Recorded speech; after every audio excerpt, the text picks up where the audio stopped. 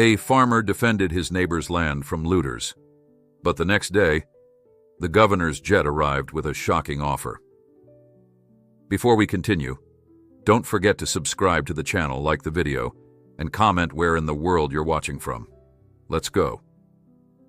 In the rugged farmland that stretched around Hayes Creek, miles from the nearest highway, a quiet tension had taken hold.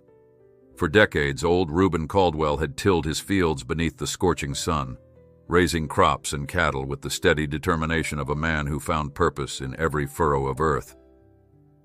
Yet there was more to Reuben than just soil and seeds. In his youth, he'd served as a paratrooper in the Army, forging a calm resilience that never quite left his steady gaze. Folks in town rarely questioned him, for he possessed an unspoken aura of someone who could handle whatever trouble came knocking. One frosty morning, that trouble arrived with a vengeance at the farm next door. Earlier that week, Reuben's longtime neighbor, Anna Wilcox, had noticed unfamiliar trucks parked by her barn. Rusty and unmarked, they stood out in a region where every vehicle was known and accounted for. At first, Anna assumed they were visiting hunters, lost in the winding back roads, but a second glance told her these visitors were after something else entirely. When she approached, the strangers muttered vague explanations and loaded a few boxes into the truck bed. Feeling uneasy, Anna mentioned the incident to Reuben the following morning. His calm expression never changed, but she saw the subtle tightening of his jaw. That sign told her he was already formulating a plan, quietly assessing the threat posed by these uninvited looters. By midday, rumors spread that these looters had been spotted trespassing on other properties, scouring sheds for equipment, and siphoning diesel from tractors. Nobody knew their exact purpose, but everyone sensed trouble looming. In a tight-knit place like Hayes Creek, folks banded together quickly. The local shopkeeper started locking up his supplies at dusk, the feed store reinforced its entry, and old Mrs. Brewer posted a sign warning outsiders to keep away. Still, tension simmered. A sense of vulnerability grew, creeping across farmland that had once seemed so secure. Anna dreaded nightfall, haunted by the memory of that suspicious truck. Reuben, however, reminded her in a low, assured tone that fear alone never solved a problem. That evening, Reuben invited Anna to walk the perimeter of her land. The air was cold enough to prick the skin, and the stars above twinkled in a vast, moonless sky. Step by step, they inspected fences, gates, and barn doors, searching for any tampering. It didn't take long to find suspicious footprints near the livestock pen, prints that suggested at least 2 intruders. While Anna's heart hammered in her chest, Reuben remained steady. He knelt to examine the tracks, then glanced at the adjacent road. Their uninvited guests seemed methodical, careful to leave little trace beyond what was necessary. Reuben's posture stiffened. He might be an aging farmer, but the skills he once honed hadn't faded. He told Anna they needed a plan, something swift yet discreet. The next day, Reuben spent hours gathering supplies, rummaging through his tool shed for lengths of rope, sturdy locks, and a lantern that cast a strong beam. Around noon, he rolled up in his rickety pickup, parked beside Anna's battered Ford, and laid out his ideas. They would set up a makeshift alarm system around her barn, a series of tin cans strung on wire, rigged to clatter if disturbed. Reuben also suggested placing fresh straw in high-traffic areas to capture footprints more clearly. Anna marveled at how calmly he approached each detail, as though this crisis was just another chore to handle before supper. That evening, while the sun dipped behind distant hills, they quietly put Reuben's plan into action. First came the new locks on all barn doors and sheds. Then they fastened the tin can alarms along the fence line. The night air carried the scent of hay and distant pine, every whisper of wind setting Anna's nerves on edge. Reuben, though, remained methodical, double-checking each knot, testing every can for the right amount of slack in the wire. By the time darkness settled in full, both neighbors retreated to Anna's small farmhouse. There, they lit a single lamp, turned off all other lights, and waited in silence, hearts pounding, for any sign of intruders. Hours trickled by with only the chorus of crickets to mark the passing of time. Then, deep into the night, Anna's breath caught in her throat. A faint metallic clang reached their ears from the outer fence. She and Reuben exchanged a tense glance. Without a word, he grabbed the lantern and gestured for her to stay behind him. They eased out the back door, moving swiftly across the yard. Another rattle sounded. Someone had brushed against the tin cans. Moonlight revealed vague silhouettes at the far edge of the property.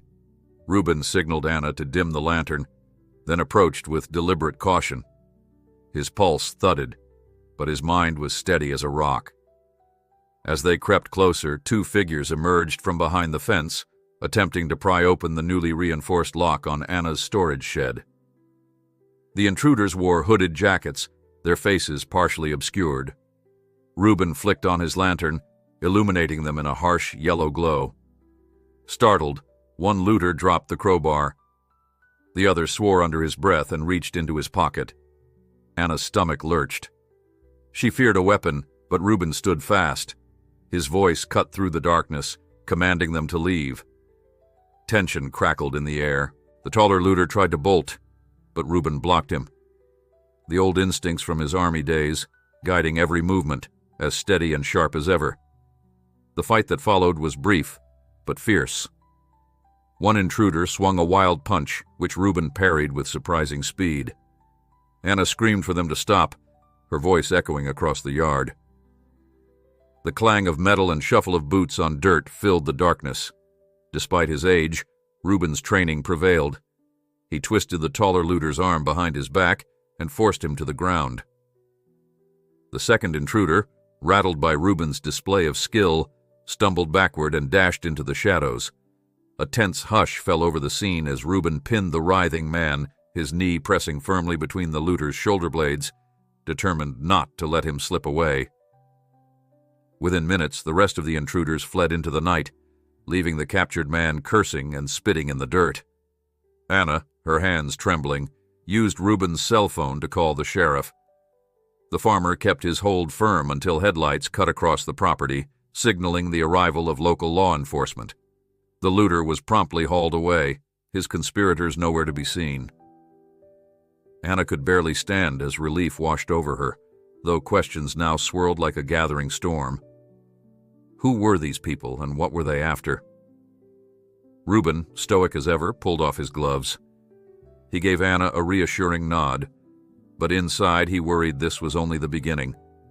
Less than 24 hours later, a sleek jet soared into the small municipal airstrip on the edge of town, drawing curious onlookers. Word traveled fast. The governor himself had come, accompanied by stern-faced officials and a swirl of speculation. When the motorcade arrived at Anna's farm, Reuben stood beside her, equally baffled.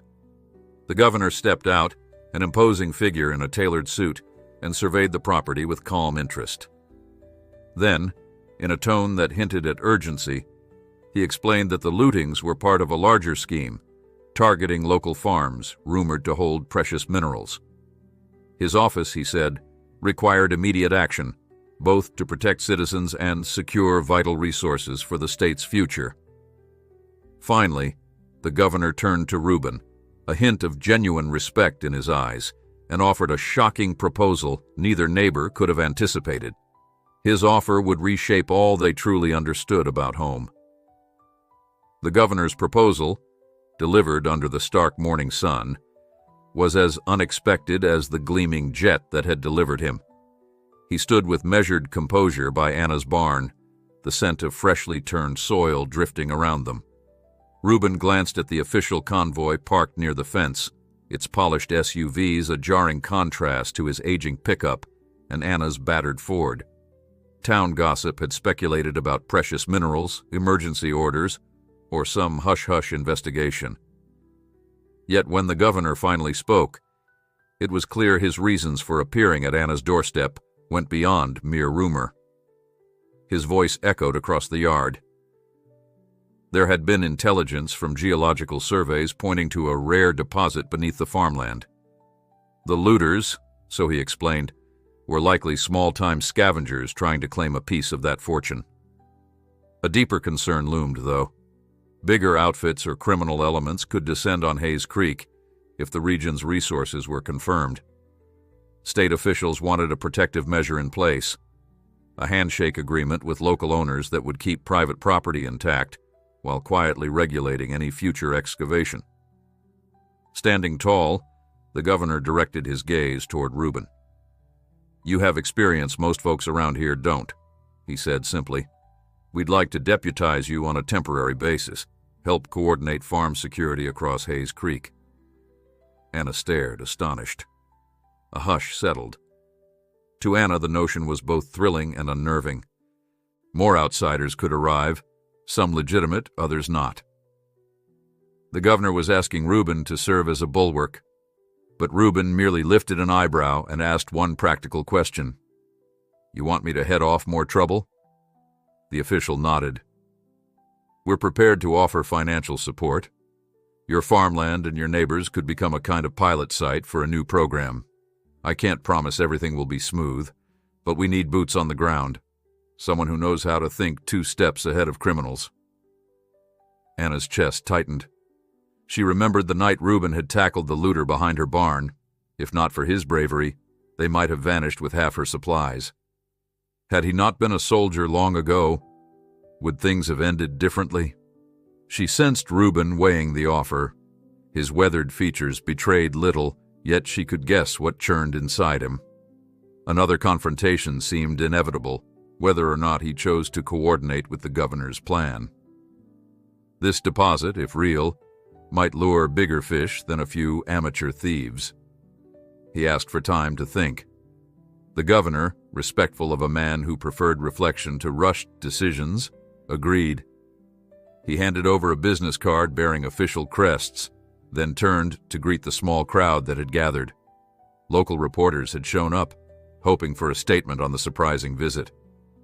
The governor obliged them with polite remarks, praising the courageous citizens who had defended their farms. Reuben said nothing. He simply watched from the porch, arms crossed over his chest, as camera shutters clicked. After the entourage departed in a flurry of dust, Anna felt her pulse racing. "Reuben, what in the world was that?" she asked, still clutching the governor's card. "Are we really sitting on top of something so important?" He exhaled slowly, glancing toward the fields. "Might be. Mining companies probably saw an opportunity. If the state's right, that deposit could bring more trouble than we've seen. And the governor wants me to help keep the peace." His words came out calm, yet Anna noticed the slight crease in his brow. She reached out and rested her hand on his arm. "All you did was guard my land one night. Now they want to turn you into some kind of official presence." Then, her voice softened. "You'd do well at it, but it's a lot of responsibility." That afternoon, Reuben spent hours walking his own fields, letting the earth's familiar rhythms ground him. He recalled the swirling rumors. A rare mineral used in high-tech manufacturing, rumored to fetch a hefty price on the global market. Yet he also remembered what it felt like to be a soldier, deployed in places far from home, torn between duty and personal peace. Accepting the governor's proposal meant revisiting those times in a different guise. He'd be safeguarding neighbors, not waging war. But lines could blur if criminals came heavily armed or if corporate suits challenged property rights. His main priority was ensuring families could stay safe in the face of potential chaos. Late in the day, Reuben stopped by Anna's place. They sat at her kitchen table, an old pine slab with deep scratches from years of use, sipping hot coffee that steamed in mugs shaped like cowheads. Outside, the sun was beginning its descent, gilding the horizon in amber. Anna had spent the afternoon reading what little coverage local news sites offered about the deposit, bracing herself for the implications. She set down her mug and met Reuben's eyes. "Before you decide anything, I want you to know something," she said. Folks around here respect you, not just because you stood up to those looters, but because you've never turned away anyone needing help. And if this deposit is real, we might be overrun by all sorts of people looking to profit. We need someone who understands the stakes and looks out for everyone, not just a few big investors." Reuben pressed his lips thinly. "That's the concern. The governor says he's offering resources, but we both know how complicated politics can get. Once a major discovery is confirmed, big money swoops in.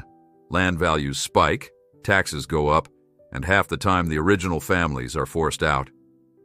A weight seemed to settle in his chest. "If I take that role, I'll have to challenge more than trespassers. I might have to stand up to officials trying to strong-arm local folk." Anna nodded, her gaze solemn. "That's exactly why we need you." By the following morning, Reuben had made up his mind. The phone call to the governor's office was brief and businesslike. He accepted, under conditions, the farmland would remain under local control. Any negotiations about excavation would involve the families directly. And if the state withdrew support or tried to override private land rights, he'd walk away. The reply came swiftly. The governor agreed. A formal announcement would be made in a day or two. In the meantime, quiet preparations began. The first sign of change was a new padlock on Reuben's front gate. Within hours, a pair of men in plain clothes arrived to deliver specialized radio equipment. They claimed it was for improved communication across the farmland's broad expanse. Reuben recognized the gear as similar to that used by small tactical units designed to function reliably over uneven terrain. He thanked the men, stored the equipment in his barn, and resolved to keep it in working order. Then came a second delivery, new fencing materials for Anna's property. The message was clear: the state was funding immediate security improvements. At midday, a slick SUV from the Department of Public Safety pulled onto Reuben's dirt driveway. A tall woman named Linda Clement stepped out, wearing a crisp button-down and carrying a binder full of documents. With courteous efficiency, she explained she would be the on-site liaison, bridging local concerns and state demands. Reuben listened, responding in measured sentences. Linda, for her part, seemed polite but guarded, as if she was used to people either shouting or cowering in the face of official intervention. Reuben did neither. She walked with him around his fields, pointing out vantage points where watchtowers could be erected, or cameras installed, or sensors placed.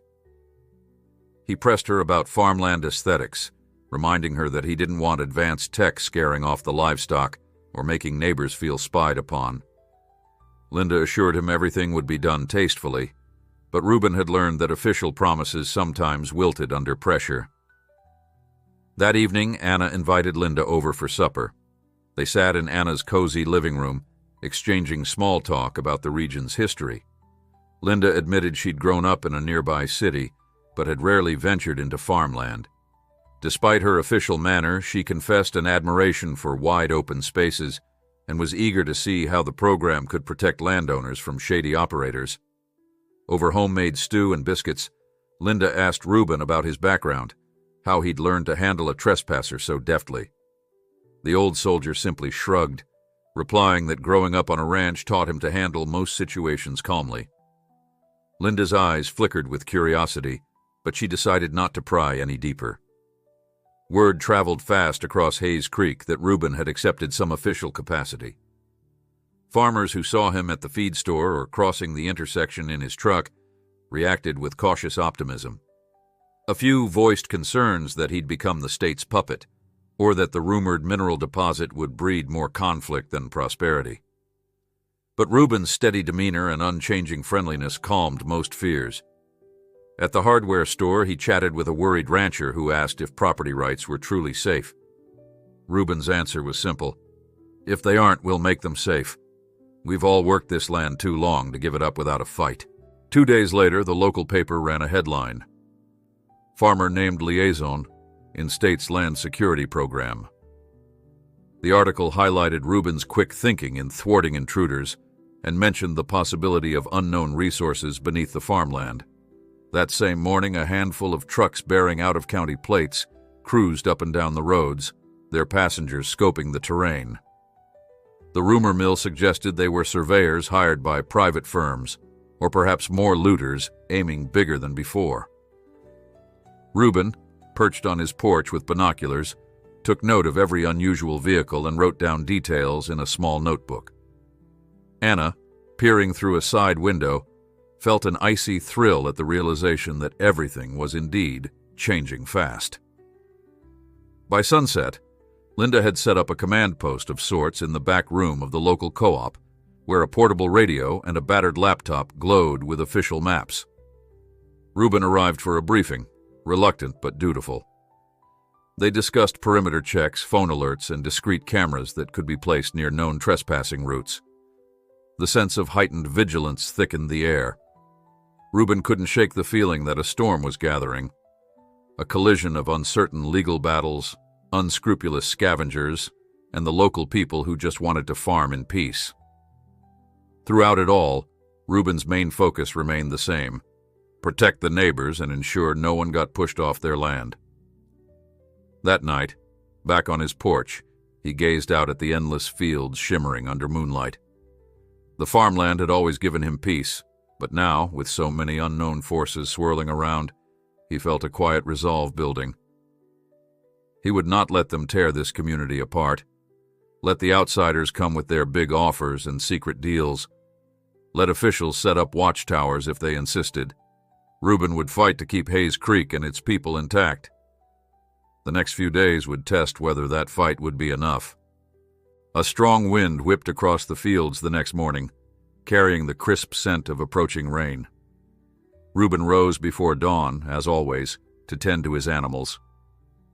He moved quietly through the barn, checking that each stall was clean and each bucket of feed was topped off. His horse, Blue, nickered softly in recognition. Reuben patted the mare's neck, feeling the steady warmth of her hide under his palm. The routine steadied him, reminding him that no matter the upheaval on the horizon, the land still demanded care, one chore at a time. By the time Reuben finished, pale light edged over the sky. He paused by the barn door, scanning for any sign of movement. Across the pasture, an unfamiliar pickup truck idled near the property fence. When Reuben strolled outside, the driver hopped out, waving one hand in a show of friendly greeting. His name was Blair, he explained.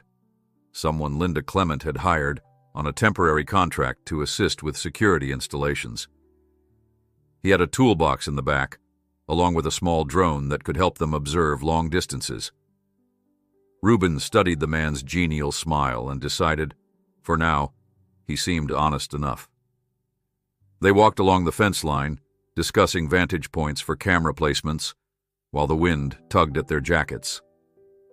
Later that morning, Linda herself arrived at Anna's farm, armed with more documents.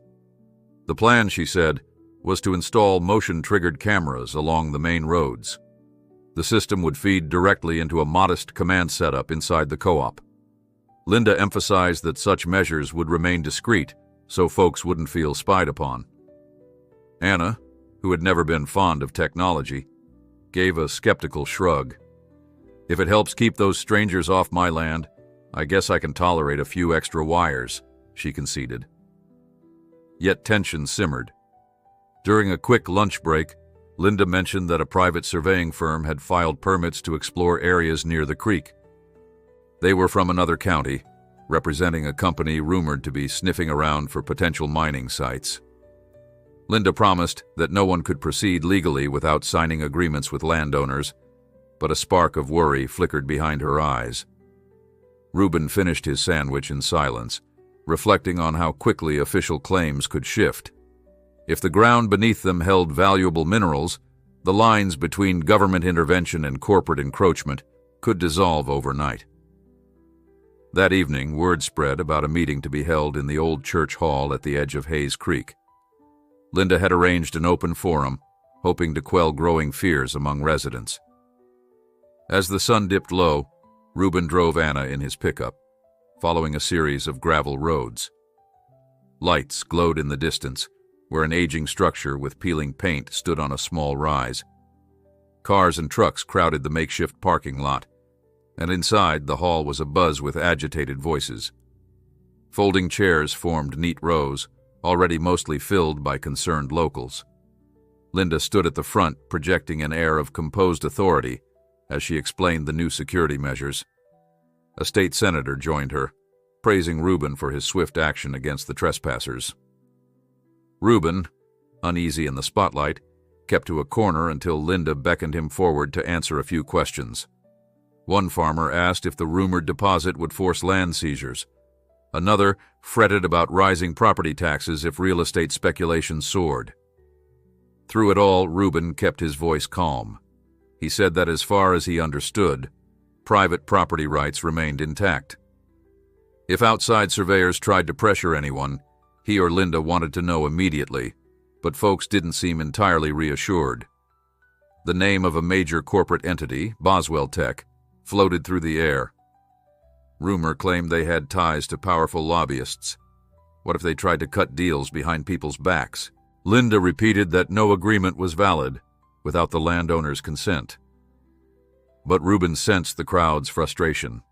They'd all heard tales of how quickly farmland could vanish once big money appeared. Nervous expressions flickered across sun-worn faces as they contemplated losing everything they'd worked for. At the back, Anna sat rigid, arms folded protectively over her chest. A sudden commotion erupted halfway through the meeting. Two men stormed inside, glaring at Linda as they shoved forward. Rubin tensed, ready to intervene if needed. One man, red-faced and breathless, barked that he'd spotted a group of strangers poking around the fields near his property. Another man claimed he'd chased them off, but not before they got pictures of the terrain. Linda asked for details. Shaking with anger, the first man spat out a license plate number and described the strangers as well-dressed men with out-of-state plates. They'd offered no identification, just muttered something about survey research and driven away in haste. The crowd buzzed with alarm. Linda scribbled furiously in her notepad, promising to investigate. When the meeting ended, Rubin and Anna lingered near the small stage. Linda looked drained as she packed up her materials. "This is escalating faster than I hoped," she admitted, her shoulders slumping. "I can request more uniformed officers, but we risk turning this place into a fortress, and that won't exactly keep folks calm." Rubin responded that they'd figure it out step by step. A fortress, he thought bitterly, was hardly what anyone wanted. Still, the prospect of more intruders crossing farmland was unsettling. After they walked Anna back to the truck, Rubin and Linda paused in the dim parking lot, the wind stirring dust at their feet. Linda's brow furrowed. "I'm sorry if this feels rushed," she said softly. "I promise the state isn't trying to bulldoze your way of life. We're just trying to stop criminals from getting a foothold." Rubin gave her a measured nod. "I want to believe that," he replied. "But let's be real. When major corporations catch wind of a resource, they'll lobby the state for permissions. I've seen enough deals cut behind closed doors to know the risk. My job is to make sure these families aren't pushed aside in the process." Linda nodded, acknowledging the truth in his words. She climbed into her SUV and drove off, headlights flickering across the dirt as she vanished into the dark. Early next morning, Rubin returned to Anna's to discuss the prior night's ruckus. She was in her kitchen, wincing at local headlines about new investors sniffing around. After months of tension, it felt like the whole region was stuck holding its breath. Rubin reminded her that the best plan was to remain vigilant, keep an eye on suspicious vehicles, and report anything to Linda or himself. Anna managed a faint grin and teased, "Who'd have guessed I'd be relying on your old army skills to guard my barn from slick business types, not just petty thieves?" He chuckled, but his eyes were grave. "Thieves come in suits sometimes," he remarked. "Doesn't make them any less dangerous. Just means they're better at hiding their moves." That afternoon, Rubin and Blair mounted a set of hidden cameras near the main road that cut through Hayes Creek. The installation took hours of careful work, wires snaking along fence lines and battery packs tucked inside hollow fence posts. The cameras would send feeds to the co-op in real time, capturing clear images of any vehicles passing after dark. Still, Reuben felt a pang of disquiet. His beloved farmland was turning into a monitored zone, every movement recorded. The thought unsettled him, but he reminded himself that unscrupulous scavengers were the bigger threat. Sure enough, at dusk, a black SUV with tinted windows appeared on that stretch of road. Reuben and Blair were still working on the last camera, crouched behind a thicket. The SUV slowed to a crawl by Anna's property, headlights casting an eerie glow across the fence. Then it sped up and disappeared. Reuben exchanged a glance with Blair. They finished bolting the final camera in place, hearts pounding with uneasy adrenaline. The farmland had never felt so vulnerable. Once finished, Reuben drove to the co-op, where Linda was testing the feed. He arrived just in time to see the SUV on screen, captured by the newly installed camera. Its make and model were unremarkable, but the tinted windows gave it a menacing air. Linda zoomed in, trying to read the plates. "Looks like we've got a partial," she murmured. "I'll run it through the system, see if we can match it to a known registry." For a moment, the co-op's back room fell silent, except for the hum of electronics. Reuben realized they were all holding their breath, just waiting to see what new pieces of the puzzle would emerge. But the software came back with only a partial match. No certainty about who was in that vehicle or what they wanted. Frustration tightened Linda's expression. As the hour grew late, Reuben trudged outside to his truck. A rising half-moon lit the dusty road ahead. He drove slowly, scanning for any sign of that SUV. When he reached his property, everything lay still under a sky freckled with stars. Yet the silence wasn't reassuring. It felt watchful, as though the land itself was bracing for an oncoming storm. He parked by his barn, taking a moment to inhale the cool night air. Linda and the state might place sensors, might coordinate sweeps, but deep down, Reuben suspected this conflict would demand something more personal. If these unannounced visitors had the means to slip in and out unnoticed, they could be formidable. And if bigger interests were at play, they might see Reuben's new role as an obstacle to remove. Squaring his shoulders, he latched the barn door and carried a lantern back to his porch. He hadn't asked for this responsibility, yet it had landed at his feet. He would remain steadfast, protecting his neighbors' fields as if they were his own. No matter who came calling with claims of hidden wealth or quick profits, Reuben intended to ensure the people of Hayes Creek kept what was rightfully theirs. For the first time in many years, he felt that old soldier's vigilance awaken, and he stood watch beneath a moonlit sky, waiting for the next move. At dawn the next day, Reuben woke from a restless sleep, with the feeling that someone was knocking on his consciousness. The old nightmares had returned, scattered images of a distant battlefield, tense nights on patrol, and the need to stay vigilant at all costs. He rolled out of bed, splashed cold water on his face, then stepped onto the porch. A faint glow lit the horizon, and a thin layer of dew sparkled on the grass. Nothing stirred in the distance, except for a few early-rising birds. Still, Reuben couldn't shake the disquiet that had woven itself into his bones. He remembered the black SUV from last night's camera feed, the partial license plate that led nowhere. He wondered who was behind the tinted windows. His phone buzzed just as he finished a mug of coffee. "Morning," Linda's voice chimed, carrying a note of tension. She spoke quickly, explaining that a second suspicious vehicle had been picked up at 4 a.m. near the creek. One of the newly installed cameras captured it idling near a broken fence. Then it had vanished before a patrol could arrive. She wanted Reuben to meet her by the property line. He sighed, tugged on his boots, and headed out. By the time Reuben reached the boundary between Anna's farm and the neighboring acreage, Linda was already there, kneeling by fresh tire tracks. She wore a light jacket against the chill, her binder tucked under one arm. "Look at these," she said, pointing to the deep impressions in the mud. We have footprints, too. Multiple sets, maybe 3 or 4 men. They cut the wire on that fence corner." She glanced up. "This is more than random trespassing." Reuben crouched beside her, running his fingers over the broken strands. In a corner of his mind, he recalled the knots and footprints he used to track overseas, markers of infiltration, signs that someone was testing defenses. He found it unsettling to see the same evidence here, in the farmland he'd known for years. "They're methodical," he said at last. "They come in the early hours, move with minimal lights, and slip out fast. This fence line is about half a mile from the main road. Plenty of cover in the brush." Linda nodded. "I've already called in a request for extra patrols. Problem is, our resources are limited, and we can't place an officer on every corner. But if these intruders start messing with private property systematically, we need a strategy." She stood, scanning the horizon. "The deputy said we should be prepared to escalate. If that means letting more uniformed folks come in, so be it." She paused. "I know you worry about turning this place into a fortress, Reuben."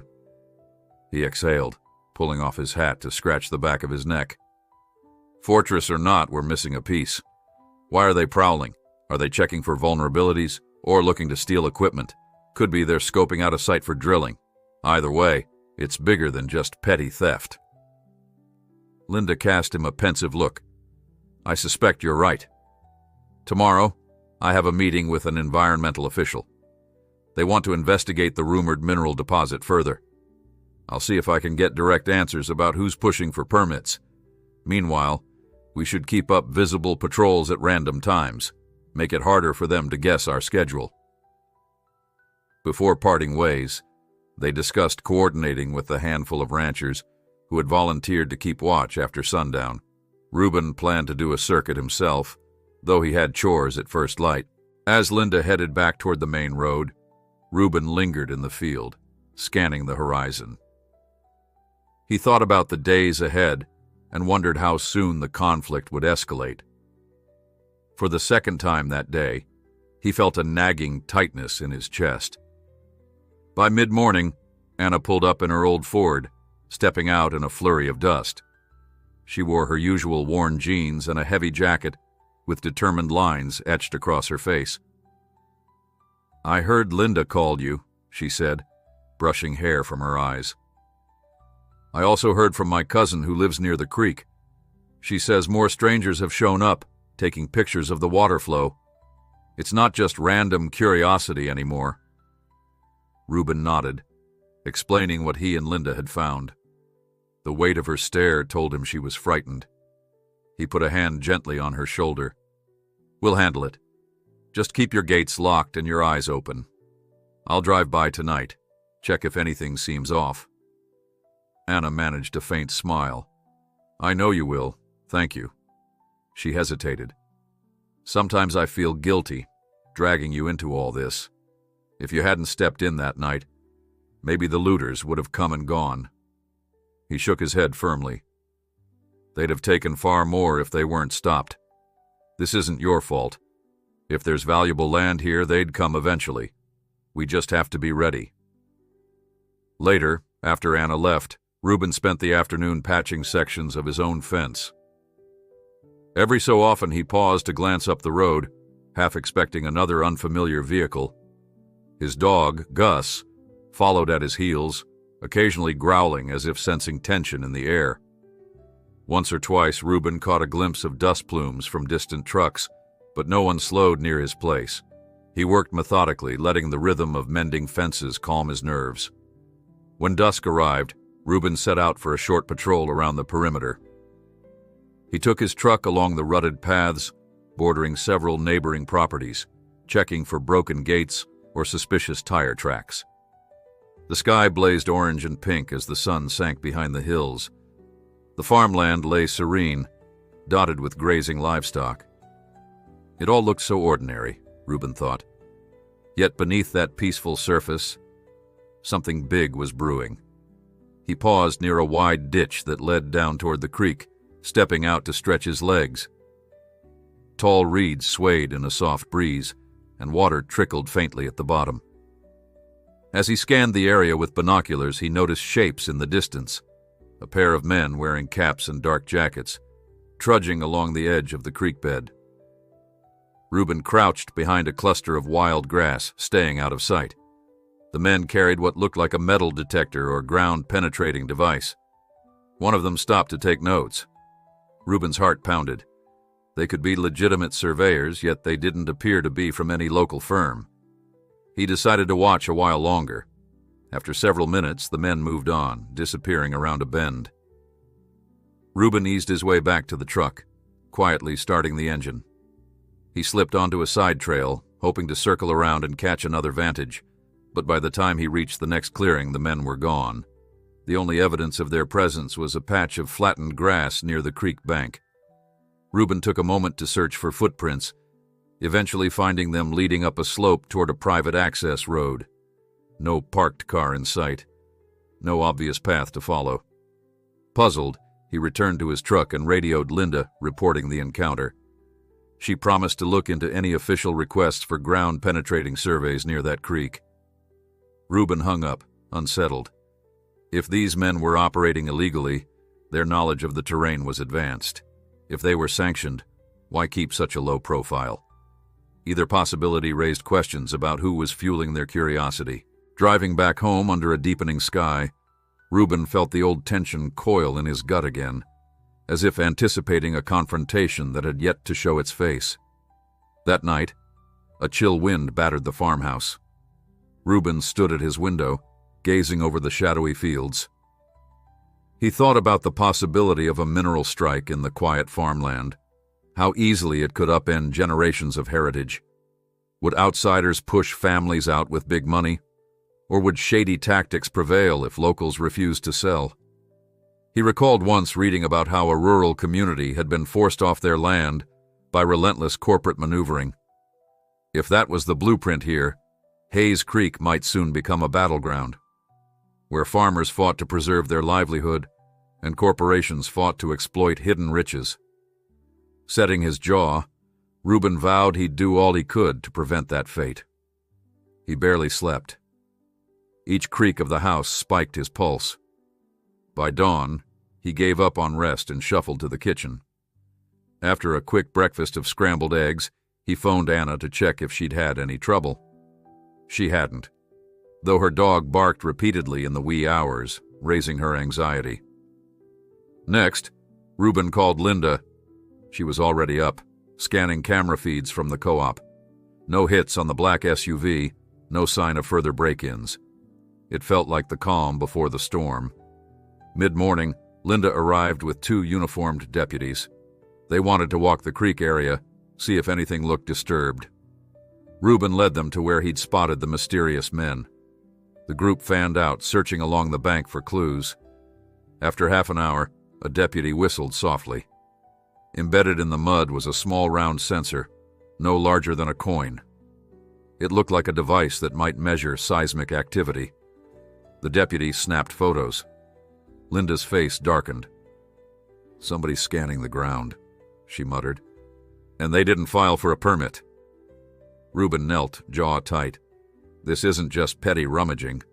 If they're running seismic tests without consent, they must be pretty sure this land is profitable.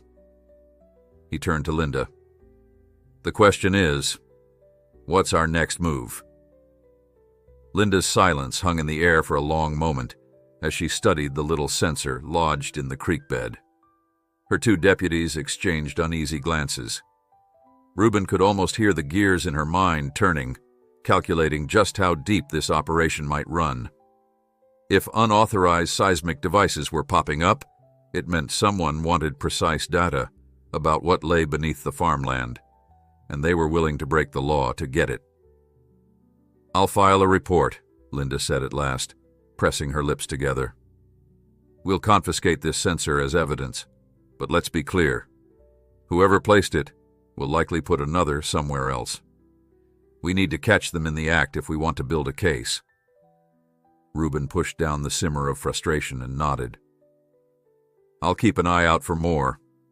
We can ask Anna and the others to watch for fresh footprints or odd contraptions near their creeks, wells, or ponds. They might be focusing on water flow, or they could be mapping bedrock conditions. Both would matter for mining. He paused, taking in Linda's worried expression. You suspect a bigger outfit behind this? She exhaled through her nose.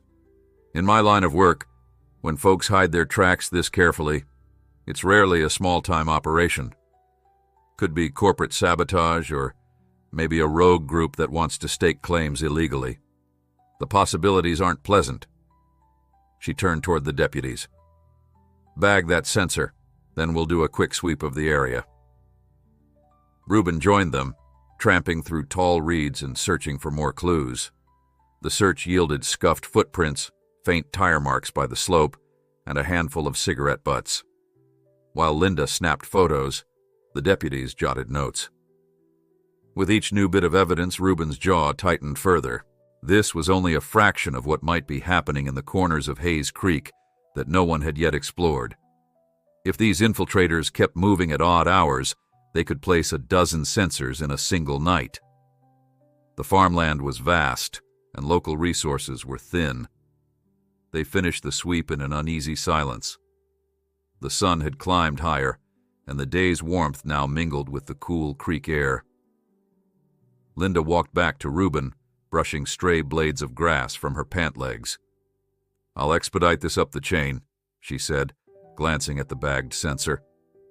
We might get more official help soon. Meanwhile, keep doing what you're doing. If you notice unusual movement, call me immediately. Understood, Reuben replied. The group parted ways, Linda and the deputies returning to their vehicles while Reuben made a final circuit around the area. He found himself scanning every bush, every swaying reed, as if expecting more devices to appear. When at last he hopped into his truck and headed home, the tension followed, like a dog nipping at his heels. That afternoon, rumors swirled that a well-known mining conglomerate, Boswell Tech, had quietly visited the county registrar's office. No official statement had been released, but word spread that property records and geological data were being pulled. One neighbor called Anna in a panic, worried the company might send out landmen to pressure folks into signing deals. Anna relayed the story to Reuben, who found it disturbingly plausible. He urged everyone to stay calm, yet remain watchful. Panic would only feed speculation, and speculation could lead to poor decisions. But in his own mind, he dreaded how quickly big money could warp a peaceful community. The next day, Reuben accompanied Linda to a scheduled meeting with an environmental official from the state capitol. They gathered at the co-op's back room, flipping on fluorescent lights that buzzed overhead. Waiting for them was a short, bespectacled man named Oliver Chan, who specialized in land use regulations. He wore a suit far too formal for Hayes Creek, fanning himself against the stuffy air. After introductions, Chan laid out a spread of maps and pointed to spots indicating potential subsurface anomalies. Your region, Chan explained, tapping the largest map, has unique geologic layers containing rare minerals. We've known about it in theory for years, but no official surveys were done. Now companies like Boswell Tech have been filing preliminary requests to run tests. My office has yet to approve anything definitive. These rumored sensors, if they belong to Boswell Tech, would be illegal unless they acquired special permits. He paused, adjusting his glasses. However, corporate lawyers can dance around certain definitions. They might call it casual sampling, or something equally vague. Linda shifted in her seat. If they get the green light to do official surveys, how will that impact private landowners? Are we talking forced access? Not directly, Chan reassured her. But big companies often use legal maneuvers. They might claim eminent domain if they partner with certain state agencies, or attempt to lease land cheaply if owners feel pressured. One tactic is a low offer made to folks who fear losing everything if they refuse. Another is to slip in and gather data before owners even know. He looked pointedly at Linda. That last tactic seems to be what you're facing. Reuben frowned. We found a sensor by the creek. We'll likely find more. Don't we have grounds to arrest whoever's planning them? Chan sighed. The trouble is identifying the culprits. Without direct evidence linking them to Boswell Tech or another corporation, you can't press charges on a big entity. You might grab a hired contractor or a subcontracted survey team, but the money trail is murky. Meanwhile, your farmland remains in limbo. Linda jotted notes rapidly, frustration obvious in the pinch of her mouth. So the state can't just issue a blanket ban on these surveys? Not unless we have proof they're violating property rights or environmental laws, Chan said. If we catch them red-handed, that's one thing. Otherwise, they'll likely keep pushing the envelope. He gathered his maps. My advice: step up local watch programs, keep collecting evidence, and be prepared for legal battles if they come knocking with official permits. They thanked Chan for the information, though the mood in the room grew noticeably heavier. After he left, Linda turned to Reuben. It's worse than I thought. This might turn into a drawn-out standoff, with us trying to keep them from conducting unauthorized scans while they push for official access. That puts stress on every farmer in the valley. Reuben nodded. We'll keep watch. Encourage folks to photograph any suspicious trucks or equipment. If enough of us band together, we can at least slow them down until we have a legitimate hearing. He recalled his days in the service, how local populations sometimes resisted outside forces by forming networks of watchers and informants. Strange to think the same principles might apply here, albeit in a peaceful setting. We should coordinate a meeting with the landowners soon. Let them know what we learned. Linda agreed, gathering her papers. I'll reach out to the mayor. Maybe we can hold an official briefing. A show of solidarity could discourage covert operations. But if these folks are determined, they'll find ways to move under the radar. Her eyes flickered with concern. And if big investors are involved, they might not take kindly to you, in particular, stepping into their path. Reuben only nodded. He had accepted this risk the moment he'd confronted that first group of looters. If bigger players saw him as an obstacle, so be it. He would not abandon the people he'd vowed to protect. When Linda left for another appointment, Reuben stepped outside the co-op, the midday sun hitting him square in the face. He inhaled the warm air and let the tension coiling in his chest subside enough to think. The farmland around Hayes Creek deserved defenders who wouldn't fold at the first sign of corporate might. He was hardly alone, though. Anna, the local ranchers, the feed store owner, each had a role to play in keeping their community intact. A few hours later, Reuben drove out to see Hector and Maria Tovar, longtime residents who owned a sizable stretch of orchard. They'd complained of night noises near their property line, plus footprints near a small irrigation pond. It sounded like the same pattern: unknown trespassers investigating water sources. Standing amid rows of fruit trees, Hector showed Reuben a partial print he'd discovered that morning.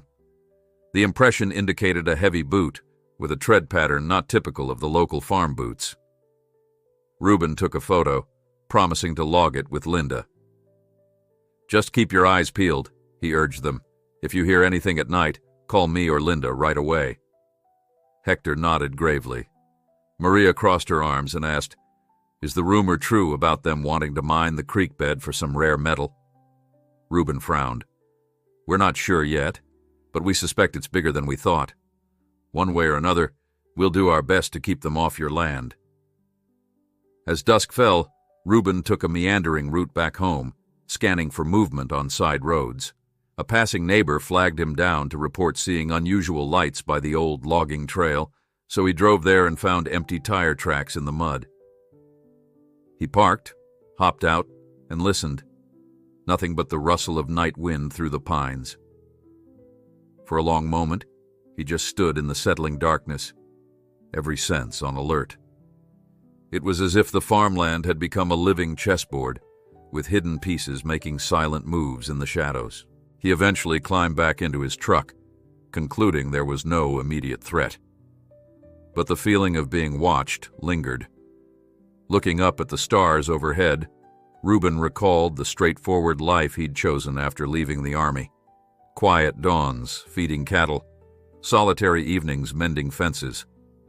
He'd never guessed that in these same fields he'd be playing cat and mouse with corporate-backed scouts. Yet there he was. Driving off, he tried to remind himself that the farmland was still his sanctuary. The next morning, bright sunlight and the crow of a rooster would greet him, as always. He would do his chores and make sure Anna's barn was secure. But deep inside, he knew the days of untroubled routines were slipping away. Sometime soon, they would confront the men behind the sensors, and that meeting would likely define the future of Hayes Creek. That night, Reuben slept fitfully. Every shift of wind outside his window made him wonder if trespassers lurked just beyond the trees. He got up before first light and set about his usual morning tasks with quiet resolve, moving through chores by lantern glow. Once the sun broke free of the horizon, painting the barn in pale gold, he fetched his phone. Linda had texted him after midnight, another sensor found, this time on the Fraser property across town. They'd confiscated it, but the individuals placing it had vanished again. A pattern was emerging, each infiltration more brazen than the last. Not long after he finished breakfast, Anna pulled into his driveway, peering up at him with worried eyes. "Heard about the Fraser place," she said. "Word travels fast, folks are spooked." Even as she spoke, Reuben saw the tension in her posture, shoulders tight. "They should be," he answered flatly. "We're finding sensors all over. Linda thinks they must be part of an orchestrated survey, gathering data piece by piece. Could be Boswell Tech, or maybe another firm trying to beat them to the punch." He exhaled slowly. "I was about to drive over to the co-op. We've got a landowners meeting at noon. Linda wants to update everyone." Anna nodded. "Mind if I ride along?" "Of course not." On the drive, they passed through rolling fields dotted with hay bales and livestock. It would have been a picturesque scene any other time, but both felt the weight of encroaching trouble. Anna broke the silence first, admitting she feared some neighbors might give in to corporate pressure if the price was right. "Money talks, Reuben," she whispered. "A few see this as a ticket out, sell their land and retire somewhere cozy. Could split the community." Reuben frowned at the thought. They have that right, to do what they want with their property. But if the corporations buy up enough parcels, they can press for more control. That's how farmland vanishes. Soon we're left with a hollowed-out valley full of machines and no real community. At the co-op, a small crowd had already gathered in the back room. The soft hum of worried chatter filled the air. Linda stood near a makeshift podium, flipping through notes. She wore her typical pressed slacks and a crisp shirt, her tension masked by a veneer of professionalism. When Reuben and Anna entered, a hush rippled through the group. Farmers, ranchers, and small business owners all turned to see them. Reuben nodded a greeting, then slipped into a seat near the front. Anna sat beside him. Clearing her throat, Linda began. "Thank you all for coming on short notice.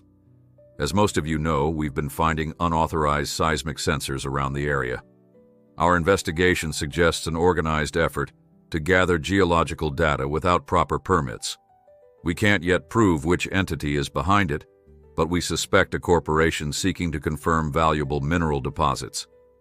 We're doing everything possible to remove these devices and deter further trespassing."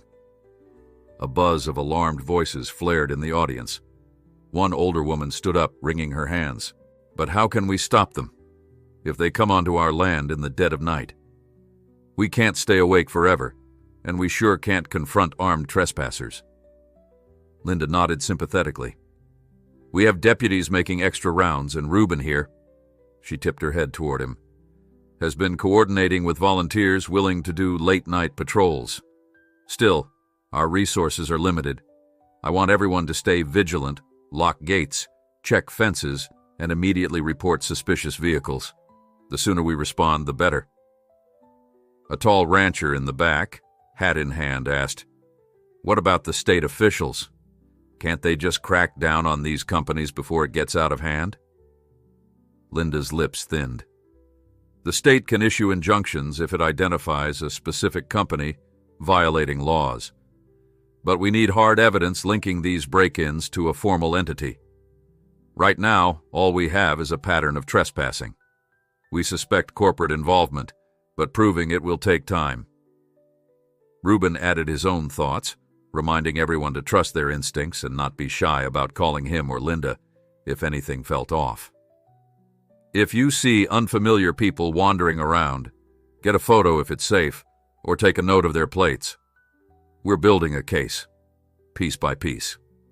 The meeting turned tense when an argument flared between two attendees. One man insisted that if Boswell Tech, or any mining group, wanted to pay top dollar for land, that was their right. Another man argued that private ownership was sacred, but also demanded that no one's rash sale should jeopardize the valley's cohesion. Voices rose, brimming with frustration. Linda tried to maintain order, but the undertones of fear and resentment were hard to tamp down. This is how they divide us, Reuben thought grimly, watching the spat unfold. Some see opportunity, others see threat. Meanwhile, the real culprits slip in with their sensors, mapping every acre. Eventually, the meeting adjourned with no final resolution. People drifted out, unsettled. Linda left a stack of flyers encouraging everyone to set up simple alarms or sensor lights. As Reuben helped Anna to her truck, he spotted a figure in a charcoal-colored suit leaning against a polished sedan across the parking lot. The man's hair was slicked back, his expression unreadable. Their eyes briefly met. Reuben felt a jolt of wariness, the hairs on his neck prickling. He recognized the bearing of someone who wasn't just passing through. When Reuben turned to speak to Anna, the man slipped into his sedan and drove off. "Who was that?" Anna asked, noticing Reuben's rapt stare. "Not sure," Reuben replied. "Could be a corporate rep, or maybe just a lawyer from the county seat. Either way, he didn't look local." Anna shivered slightly. "They're already here, aren't they?" "Seems so," said Reuben, his tone grim. Early that evening, Linda's voice crackled through Reuben's radio, alerting him that more suspicious activity had been reported near the old logging trail. Reuben hopped into his pickup immediately, telling Anna to stay put. The sky was streaked with pink and purple as he sped down winding roads. By the time he reached the dirt path, dusk was settling in, and the air felt strangely charged. He parked under a stand of tall pines and proceeded on foot, senses on high alert. He soon found fresh tire tracks leading off-road, cutting through thick undergrowth. Tree branches snapped in a path wide enough for a single vehicle. Carefully, Reuben followed the trail until he heard distant murmuring. Treading slowly, he spotted a white van and two men unloading equipment. They had no visible corporate markings, just plain jackets and flashlights flickering across the ground. One held a tablet, while the other hammered a metal rod into the soil. Reuben crouched behind a fallen log, heart thudding. He fished out his phone to snap photos, then typed a quick text to Linda, sharing his location. While he watched, the men worked with practiced efficiency, connecting wires from the rod to a small box. A faint hum drifted through the air. This was a seismic test, no doubt about it. Then one man glanced around, alarmed, as though he sensed they weren't alone. Reuben ducked lower. The men exchanged hushed words, quickly gathering their gear. In minutes, they'd finished planting something in the ground, then hustled back into the van. The engine revved. The headlights swung toward the trail, lighting up the broken brush. Reuben pressed himself flat, praying the glow wouldn't reveal him. Moments later, the van lurched off into the dark. He waited until its taillights vanished, then exhaled a slow breath. Standing, he approached the spot where the men had hammered the rod. Sure enough, a newly placed sensor was embedded. This one seemed more advanced than the last, bristling with wires. Before he could examine it further, his phone buzzed. Linda was close by. Within 10 minutes, she arrived with two deputies. They carefully removed the device, snapping photos of the area. One deputy sprinted deeper along the trail, hoping to catch the van's license plate, but returned empty-handed. Linda rubbed her forehead, exasperated. They're definitely ramping up the scans. Thanks for alerting me so fast, Reuben, but we missed them by seconds. Reuben frowned at the vacated site. They're organized. They know exactly how to slip in and out. I got a few pictures, but it's too dark to make out their faces well. Another dead end. Though frustrated, Linda loaded the sensor into an evidence bag. We'll see if forensic work can tie these devices together. Maybe there's a unique supplier we can trace back to a buyer. She gestured for the deputies to document the footprints and tire marks. This is the best lead we have for now. An hour later, Reuben made the trek back to his truck under a canopy of moonlit pines. Adrenaline had faded, leaving him drained. He knew tonight's discovery would send another shockwave through Hayes Creek. Proof: the infiltrators operated with near-military precision. If corporate powers were behind this, Reuben worried how far they'd go to get what they wanted. The farmland, once just a quiet home, was fast becoming a contested zone. By the time Reuben returned home, it was well past midnight. His boots were caked in mud, and his muscles ached. He slumped on the couch, staring at the darkened ceiling. On the table lay his phone, still glowing with messages from concerned neighbors. Before he could drift off, thoughts swirled. How long before these covert actions escalated into outright confrontation? Was the community strong enough to stand united? And could he, a single farmer with a soldier's past, truly shield Hayes Creek against such a relentless force? Exhaustion swept him away, but even in his sleep the questions lingered. He dreamed again of shadows moving across farmland, of sensors planted like seeds of unrest. When dawn broke, he was left with a sense that every passing day brought them closer to a moment of reckoning, one where words and half measures would no longer suffice. By the time Reuben opened his eyes, the sun was already up. Pale daylight spilled through the living room curtains, revealing his boots, still streaked with last night's mud, resting by the couch. He rose slowly, every muscle sore, recalling how he'd crept through the trees to witness those men installing yet another sensor. A full day lay ahead, and yet he felt as if he'd wrestled with shadows all night. He made coffee, scanned the morning's messages, and saw Linda's updates. No fresh sightings, but the community was on high alert. Another text from Anna simply read, "You okay?" He tapped out a brief reply. "Tired, but fine." Then he headed to the barn to feed his animals, letting the routine of farm life soothe his thoughts. The tasks were the same as ever, carrying bales of hay, checking water troughs, but the sense of tension refused to lift. Halfway through mucking out the stalls, his phone buzzed. It was Linda, requesting he meet her in town at the new sheriff's substation. The main county seat was over an hour's drive away, so local officials had opened a small branch office in the old gas station near the highway. Reuben finished his chores as quickly as he could, changed into a cleaner shirt, and set out. The substation was a modest building, painted a fading green. Inside, Linda stood by a desk piled with boxes. She introduced Reuben to the newly assigned deputy, Juanita Rios, a sharp-eyed woman who'd transferred from a larger district.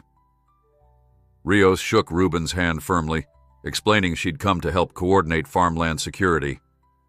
He noted how calmly she carried herself, reminding him of the best lieutenants he'd served under, composed, decisive, and observant. "I've heard quite a bit about your involvement," Deputy Rios said to Reuben, gesturing for him to join her at a map pinned to the wall. Red marks indicated all known sensor locations, while yellow dots showed suspicious vehicle sightings. "The pattern suggests they're working in a wide perimeter," she added. "We suspect they're scanning not only the creek areas but also certain ridges with interesting rock strata. It's thorough, almost like a military recon." Reuben studied the map, feeling the knot of anxiety tighten. "Any direct link to Boswell Tech or other companies yet?" Linda spoke up. "Not definitive. Their lawyers remain silent. But the rumor is..." Boswell Tech executives plan to visit the region soon. We might see them try to meet landowners or place official bids. She exhaled. Meanwhile, we keep finding these clandestine devices. It's time we stepped up our strategy. That was what brought them together. Linda wanted Ruben and Deputy Rios to design a rotating patrol schedule with more community volunteers. Rios suggested using designated rally points, so if anyone spotted suspicious activity, at least 2 or 3 responders could arrive quickly. It was a plan Ruben recognized from old field manuals: control the terrain by dividing it into sectors, assign watchers to each zone, and develop lines of rapid support. In principle, it made sense. In practice, Hayes Creek covered a vast area with many remote corners. All morning they hammered out details. By noon, the substation's office was filled with local volunteers, farmers, a few retired law enforcement folks, and even the feed store clerk. Linda stood at the front detailing the plan. Deputy Rios showed them how to quietly observe and document suspicious persons without initiating a confrontation.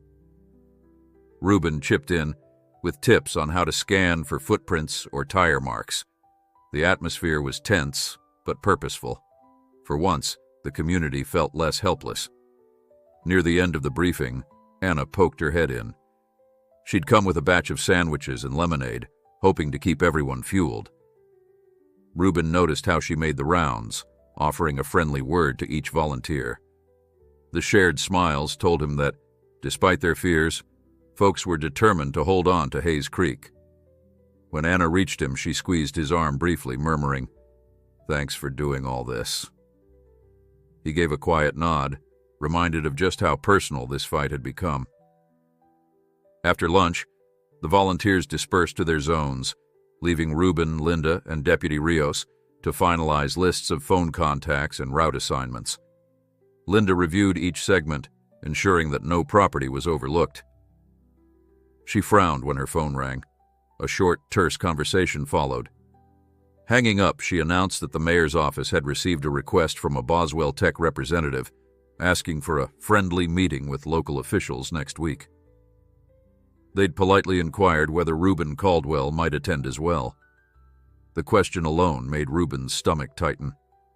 "What do they want with me specifically?" Ruben asked, suspicion edging his voice. Linda shrugged. "Probably they see you as a local leader now, or maybe they're aware you've obstructed their covert teams. They might want to extend an olive branch or gauge your stance." Deputy Rios offered a practical suggestion. Meeting them in a public official setting might be wise. At least you see their faces, and if they propose any shady deals, you have witnesses. Ruben snorted. "I'm no politician, but maybe you're right. Better that we talk in the open than have them sneaking around." They tentatively agreed to the meeting. Linda said she'd arrange for security, ensuring there were no private attempts to corner Ruben. With that decided, they closed up the substation, parted ways, and left Ruben with a swirl of uneasy thoughts. He drove home under a sky that had turned a leaden gray, hinting at rain. The farmland passing by his windows looked serene, gentle slopes of pasture, neat rows of planted fields, an occasional cow trotting behind a fence. Yet Ruben knew the illusions of peace could be shattered at any moment. The real question was how to handle the confrontation if the suits from Boswell Tech tried to pry their way in. Back at his place, Ruben tossed his keys on the kitchen table and rifled through the day's mail. Bills, a catalog for tractor parts, and a crisp envelope with no return address. He opened it warily. Inside was a brief, typed note. "We would like to discuss the future of Hayes Creek. Your cooperation is valuable. Watch for our call." It was unsigned, but the careful phrasing screamed corporate caution. He felt his jaw clench. So, they had found his mailing address. That evening, after double-checking the fences and feeding his livestock, Ruben decided to pay Anna a visit. She'd suggested a simple supper, stew, bread, and quiet conversation. The wind had picked up, rippling the grass. Overhead, thunderheads massed. When he stepped into Anna's farmhouse, The warmth and scent of cooking enveloped him. "Smells great," he said by way of greeting, removing his hat. Gus, his faithful dog, ambled in behind him, tail wagging. Anna gave Reuben a small smile, ladling stew into a bowl. The old wooden table creaked under their elbows as they settled in. For a while they spoke about everyday matters, how her vegetable garden was faring, whether the goats needed new shelter, little things that reminded them of simpler times. But soon the conversation turned serious. Anna asked about the Boswell Tech invitation. Reuben recounted Linda's news, showing Anna the typed note he'd received. She read it with a grim expression. "They're playing it smooth," she said, "acting like they value your input while they plant sensors in our soil behind our backs." He nodded. "It's an old trick. Present a friendly face while advancing behind the scenes. I'm not fooled, but I'll still meet them. No reason to hide." Anna studied her stew. "Are you sure you should go? What if they try to corner you with some legal mumbo-jumbo? Linda will be there, and maybe the mayor. If they want to talk, it'll be on public record. Let them see we aren't pushovers." Anna tapped her spoon absently on the bowl. "I worry about you bearing all this weight. The rest of us rely on your knowledge, your background. But it's a heavy load, Reuben." He offered a reassuring grin, though his eyes were tired. "I accepted it because I believe in what we have here. Besides, the folks in this valley are strong. We'll share the load." The stew tasted earthy and rich, but Reuben's appetite was meager. Even as they tried to enjoy supper, the looming sense of conflict weighed on them like a storm cloud. Outside, thunder rumbled in the distance. Before long, fat raindrops began to pelt the roof. Through the window, Reuben watched the sky flicker with lightning. He couldn't help but feel it was an omen, nature mirroring the turbulence in Hayes Creek. Eventually, he rose to go. Anna walked him to the door, holding a lantern that cast warm light across the rain-slicked porch. "Stay safe," she whispered. "We need you." He nodded, stepping into the downpour. The swirling wind tugged at his jacket as he headed for the truck, Gus following close behind. Rain hammered the roof on the drive back, making the wipers squeak as they struggled to clear the windshield. Each flash of lightning lit up the farmland, revealing silhouettes of trees dancing in the gale. When Reuben finally reached home, he sloshed through puddles to get inside. The power flickered, threatening to go out. By lantern light, he checked that all doors and windows were secure. Sleep came slowly, punctuated by gusts rattling the windows. In his dreams, the farmland again brimmed with shadowy figures, each placing sensors that pulsed like beacons in the dark. He awoke before dawn to find the storm had passed, leaving the fields glistening under a soft gray sky. Water dripped from every eave. The next few days, he knew, would bring crucial developments. Between the stepped-up patrols, the newly arrived deputy, and the scheduled meeting with Boswell Tech, a showdown was inevitable. And whether it took place in a conference room or out by the creek, Reuben would be there standing firm for Hayes Creek. He pulled on his boots, poured himself a cup of black coffee, and gazed out over the drenched pasture.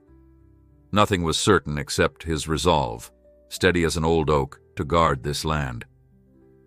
If the suits came bearing offers and threats, or if more sensors sprouted under cover of darkness, he would not be cowed. In times like these, the farmland needed every defender it could muster, and he would do his part, come what may. Rain-laden clouds still drifted across the horizon the following morning, but the fierce storm had blown itself out. Reuben noted how the soggy fields gleamed under a pale sky, water droplets clinging to every blade of grass. As he walked his usual route to check on the livestock, each step squished in mud, the damp air pressing against his face. Though the rainfall had left everything refreshed, he couldn't shake the heaviness of looming conflict. He recalled the cryptic note he'd received and the upcoming meeting with Boswell Tech. A single piece of paper had stoked so much turmoil, yet he sensed the real battle had barely begun. After tending his animals, he grabbed a quick breakfast. Then, at Linda's request, He drove over to the sheriff's substation to finalize details for the upcoming talk with the corporation. A hush lay over the station's front office. Deputy Rios greeted him with a brisk nod, letting him know Linda was in the back. Reuben followed, noticing how the map of Hayes Creek now held twice as many red markers as before. They'd recovered more sensors overnight, 8 in total. All had been placed near water sources or rocky outcrops. Each bright dot on the board felt like a silent threat. Linda was on the phone, but she waved Reuben in. The conversation sounded clipped, official. He caught phrases like public record and transparency, enough to guess she was explaining the conditions for Boswell Tech's meeting. When she ended the call, she rubbed her forehead in exasperation. "That was one of their reps," she told Reuben. "They're pushing for a private meeting, but I insisted on a public setting at the town hall. They finally relented. Tuesday at 10 a.m. Reuben nodded. "If they want to come in politely, they should have nothing to hide," he remarked. "Were they annoyed?" Linda let out a short laugh. "Extremely. They tried to argue a smaller discussion would be more efficient. I said we're not shutting out the locals, so they caved. Probably worried about bad press if they refused." Deputy Rios joined them, handing Linda a file. "Reports from last night's patrol," she said. "We found sensors on 3 properties. One was disabled halfway, like someone got interrupted. We also have fresh tire impressions along Shady Creek Road." Linda thanked her, scanning the pages. Reuben noted the set of Rios's jaw. "They're testing us," Rios said. "Each night they install a few more. We respond quickly, so they move on. They'll keep at it until they have whatever data they need." Reuben scratched his chin, frustration pulsing. "Meanwhile, local folks are jumping at every noise, losing sleep. This can't go on." Linda exhaled. "We'll do everything possible. For now, let's focus on controlling the narrative. The public meeting with Boswell Tech might give us a chance to confront them about the trespassing. Even if they deny involvement, it'll put them on the spot." By late morning, Reuben left the station and headed to Anna's place. He wanted to check how she'd fared after last night's storm. When he arrived, she was hauling debris from her yard, fallen branches, bits of trash blown in by the wind. He pitched in without a word. Together, they heaped the refuse in a wheelbarrow, the occasional crow cawing from overhead wires. They worked in companionable silence, but Reuben sensed an underlying tension. Finally, Anna set down a broken tree limb and faced him. "So, you're really going to stand in front of those Boswell Tech folks on Tuesday?" He wiped his brow. "Yes. Linda wants me there to represent the farmers. They asked for me anyway." She grimaced. "Just be careful. People around here look up to you, and Boswell Tech might see that as leverage. They could play nice in public, then try underhanded tactics later." He nodded. "I expect it. They'll probably claim they have no link to the sensors, but we'll confront them with the facts. If they want to do business legitimately, they'll have to operate in the open." Anna pursed her lips, worry etched in her eyes. "I hope you're right. Lately, I feel as if we're in a game of cat and mouse, only the cat's wearing a disguise." Reuben could only shrug. "Whatever happens, we won't roll over." That afternoon, he patrolled several back roads, verifying that volunteer watchers had everything they needed. Most folks were grateful for the guidance, but he saw the strain in their eyes. Farm chores were grueling enough without the added burden of nighttime vigils. A few farmers admitted they were bone-tired, snatching sleep in short bursts. Reuben reassured them that the patrol schedule would rotate so no one burned out. Nonetheless, the tension across Hayes Creek felt thick as fog. By the time he returned home, the sun was dipping low, casting long shadows across his pasture. He noticed a gleam of headlights near his driveway, which prompted a wary pang in his gut. When he drew closer, he realized the vehicle was Linda's. She stood leaning against her sedan, posture tight. He parked and approached. "What's wrong?" Reuben asked, reading the concern on her face. "I just got a tip," she said, voice subdued. "Word is, 2 men with out-of-state plates were seen knocking on doors, offering to buy farmland for future development projects.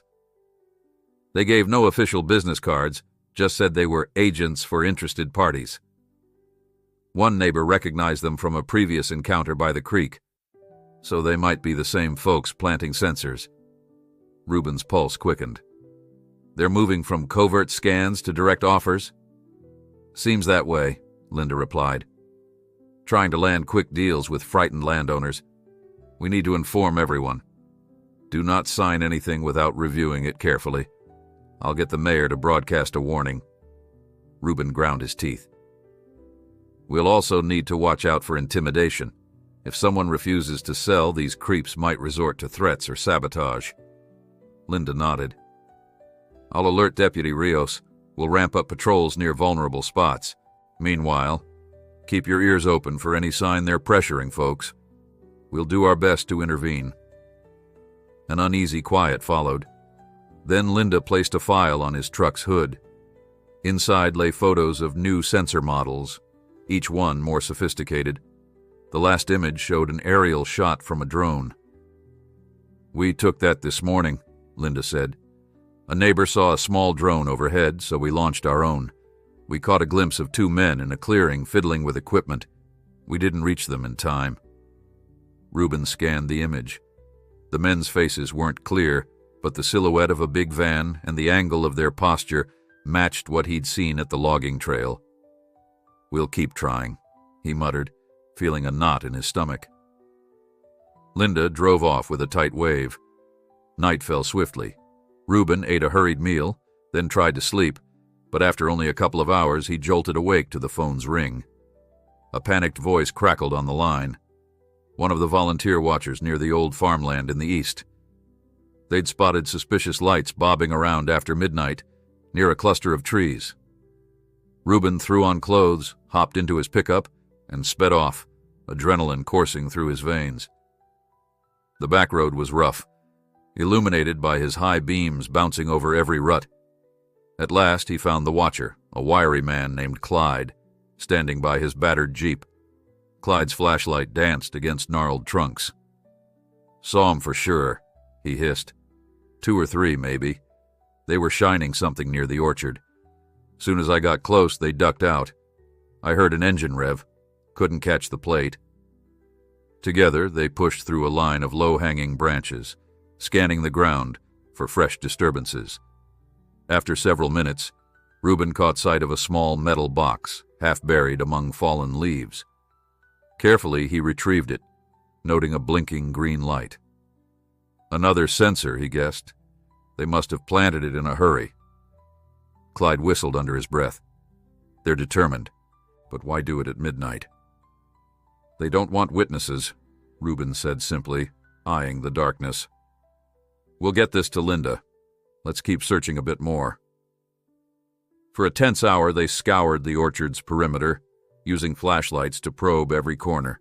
No sign of the infiltrators, just footprints in soggy earth, leading to a rutted service road. Reuben snapped pictures for Linda's records. At last, the watchers parted ways, both exhausted and frustrated. Reuben returned home close to 3 a.m. He spent the remaining hours of the night dozing fitfully, plagued by half-formed dreams of men in hoods planting devices across farmland. When the early rays of sunlight crept into his room, he roused himself again, steeling for another day. The knowledge that these trespassers could strike anywhere, and at any time, wore on him. Still, he rallied. The meeting with Boswell Tech was only 4 days away. If they truly were behind the infiltration, confronting them in a public forum might prove revealing, or might end in more slippery denials. Yet Reuben couldn't ignore the small spark of hope that a spotlight might force them to back off. If not, well, he'd stand his ground, even if it meant doubling his patrols and leaning on every able-bodied friend in Hayes Creek. As he sipped a mug of steaming coffee, Reuben realized how much his life had changed in just a few weeks. The daily rhythms of farm chores and neighborly chats had been replaced by midnight stakeouts and clandestine device retrievals. He missed the simpler days, but he wouldn't trade his commitment to protecting this land. Sometimes a life's purpose surfaces in moments of crisis. For Reuben, that purpose now lay in safeguarding the fields he loved. He set his coffee aside, pulled on his boots, and made for the barn. Outside, the earth glistened with dew, promising a bright morning. Yet in his core, Reuben braced for the inevitable challenges. The farmland's defenders would not yield, no matter how sophisticated the sensors, no matter how polished the suits. Hayes Creek was their home. Over the next few days, the struggle would only intensify. And if a showdown loomed at the public meeting, Reuben intended to be ready. Dawn light spilled across the valley on the day Reuben and everyone else had been waiting for, the day Boswell Tech representatives would arrive for the official meeting. The sky glowed with a hazy gold, and the distant mountains loomed under wispy clouds. Reuben rose from a short, uneasy sleep, checked his phone, and confirmed a text from Linda. Town Hall, 10 a.m. They're coming. The morning chores were a blur. He hauled feed for his livestock, changed the water in the trough, and secured each latch in the barn. A nervous energy settled over him, the same sensation he used to get before a critical mission back in his Army days. Gus, his loyal dog, followed close behind, picking up on his tension. After a hasty breakfast of toast and coffee, Reuben put on a clean shirt, packed a notepad, and started up his truck. The drive to Town Hall felt strangely hushed. Few cars shared the road, as if the rest of Hayes Creek was holding its breath. When Reuben pulled into the gravel lot, he saw Linda by the entrance, talking with Deputy Rios. Anna's truck was already parked off to one side, along with several other farmers' vehicles. A handful of curious onlookers and reporters hovered near the doors, checking camera equipment and whispering to one another. Linda greeted Reuben with a tight smile. "You ready?" He gave a curt nod. "Ready as I'll ever be. Any word from inside?" They set up the table and chairs. The mayor's here, plus a few council members. Boswell Tech asked to bring 2 representatives. She glanced at her phone. "They're due any minute." Inside, the town hall's main room had been arranged with rows of chairs facing a long table draped in a plain white cloth. The mayor stood off to the side, wringing her hands, while Anna sat toward the front, expression set in anxious determination. Reuben settled beside her, exchanging a reassuring look. Folks trickled in, filling the seats. Farmers, ranchers, local shop owners. A nervous murmur flowed through the crowd, each wondering if this meeting would diffuse tensions or spark new ones. A few minutes past 10, 2 men in tailored suits walked through the door, accompanied by a woman carrying a sleek briefcase. All 3 wore polite smiles that never quite touched their eyes. The men looked to be in their 40s, while the woman was maybe a bit younger, her hair pinned in a precise style. One of the men stepped forward, extending a hand to the mayor. "Good morning," he said, voice perfectly pitched for corporate courtesy. "I'm Randall Green. This is my colleague, Mr. Barrows, and our associate, Ms. Clyburn. We appreciate you arranging this discussion." The mayor managed a stiff nod, ushering them to the table. Linda and Deputy Rios stood near the back, silently observing. Reuben felt his pulse quicken as he studied the trio. Confident, well-dressed people clearly accustomed to getting their way. They placed thick folders on the table, smoothing out papers as they sat. Nobody missed the way Mr. Green's gaze briefly flicked to Reuben, recognition in his eyes. Clearing her throat, the mayor began. "Thank you for coming today. We understand Boswell Tech has expressed interest in potential resource development in Hayes Creek. We also have concerns about unauthorized activity that's been happening, sensors trespassing. We hope this meeting can clarify matters." Mr. Green spread his hands in a conciliatory gesture. "Of course. We value transparency.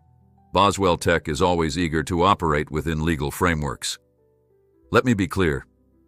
We have not authorized any covert surveys or trespassing. If persons are conducting clandestine tests, they are not affiliated with us. A low rumble of discontent passed through the crowd. Anna shot Reuben a telling glance. He could guess everyone was thinking, so they're denying involvement right off the bat? Reuben stood, speaking in a measured tone. That's surprising to hear. We found dozens of seismic devices, all pointing to an organized data collection effort.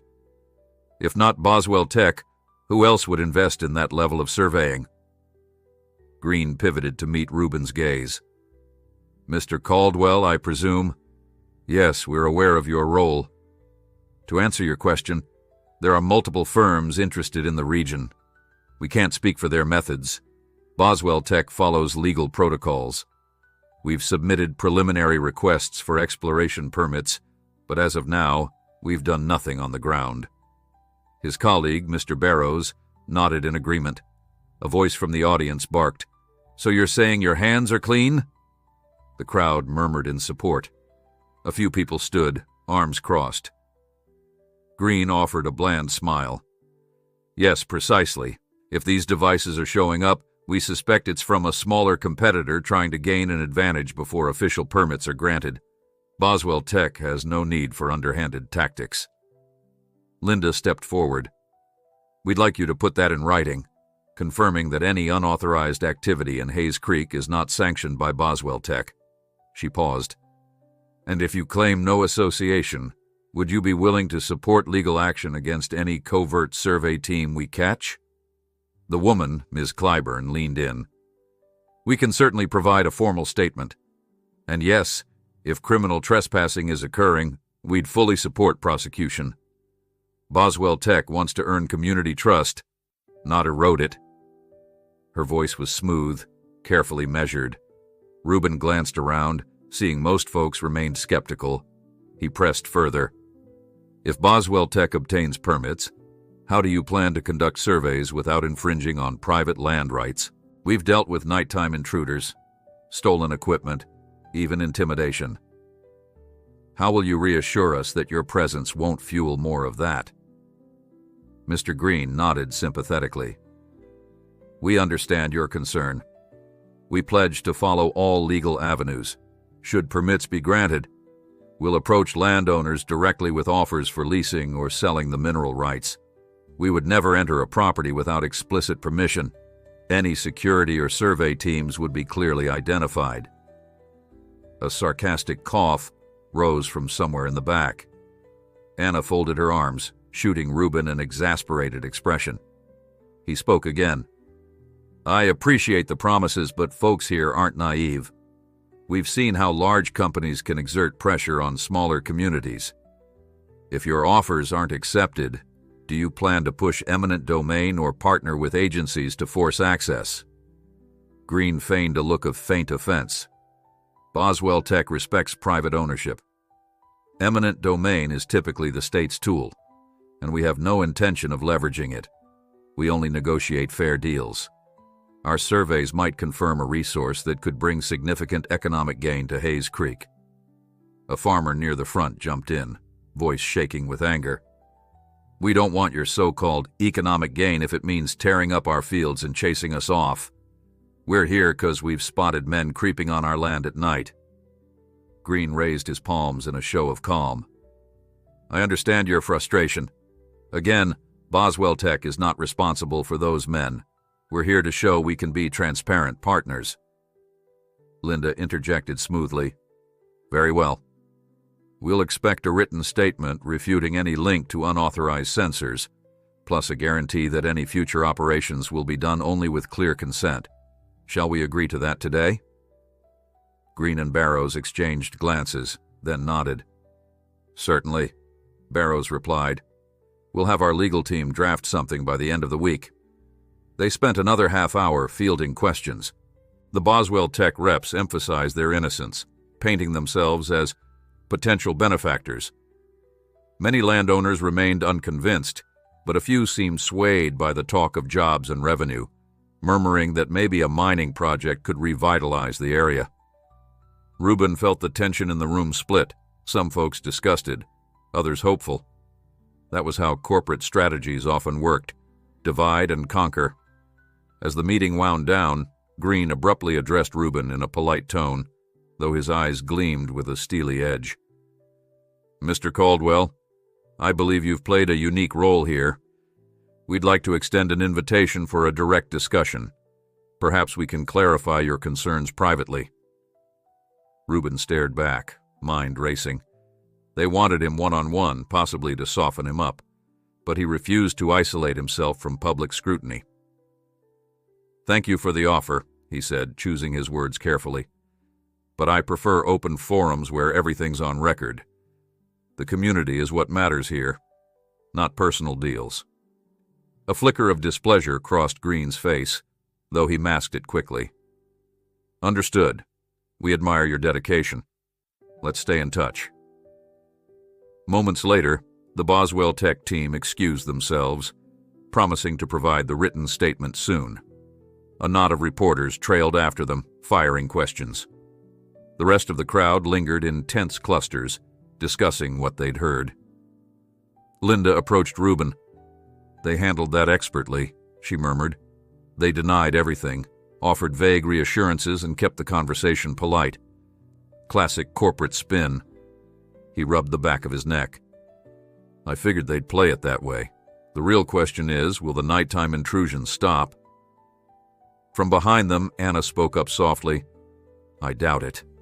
If they're not the ones behind the sensors, then who is?"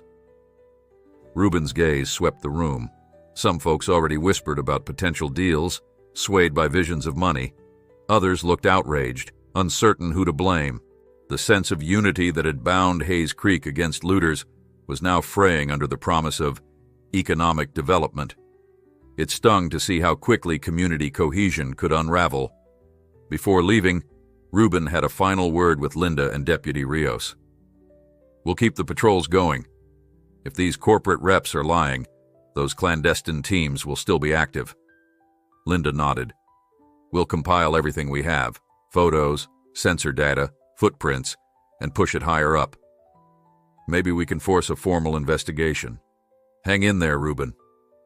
Stepping outside, Rubin squinted under the midday sun. He spotted the Boswell Tech representatives across the lot, talking with a few farmers. Mr. Green locked eyes with Rubin for an instant, dipping his chin in what might have been acknowledgement or challenge. Rubin stared back, unwavering, then turned to go. He felt certain that this public meeting was only the first salvo, a polite skirmish before the real fight over Hayes Creek began. On the drive home, Anna sat quietly beside him. Finally, she said, "That didn't reassure anyone." Rubin pressed his lips together. "No, it didn't. They're just setting the stage. We have to stay vigilant." Though afternoon sunlight bathed the fields in warmth, Rubin felt a chill. The farmland, with its fertile earth and rolling hills, had turned into a prime target for forces more complex than a band of petty thieves. He wondered what the next few days would bring: another wave of covert sensors or a ramped-up campaign to divide locals with tempting offers. Either way, Rubin would be ready to stand guard, one day at a time. The days following Boswell Tech's public appearance felt like a slow-motion fuse burning toward some inevitable explosion. The talk at the town hall had only muddled things. On one hand, the corporation's representatives publicly denied any clandestine actions, promising legal methods and community benefits. On the other, the nocturnal sensor placements continued, creeping ever closer to the heart of the farmland. Each morning, volunteers reported fresh footprints, yet again showing how the intruders adapted to patrol patterns. The entire valley began walking on eggshells. Rubin felt it keenly. He spent each dawn repairing fences, feeding animals, and answering calls from anxious neighbors. Some wanted to sell their parcels to Boswell Tech before it got ugly, convinced the money would solve all their troubles. Others vowed to fight tooth and nail, no matter how high the offer.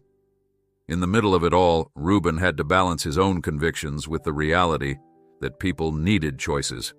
He wasn't their dictator, only a protector determined to keep underhanded tactics at bay.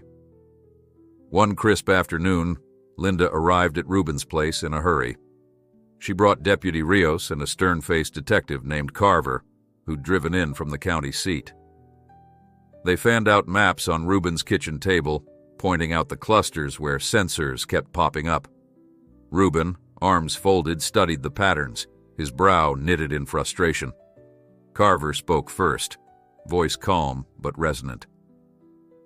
"We suspect these devices are linked to an entity with serious resources, someone who can afford advanced equipment and teams of specialists.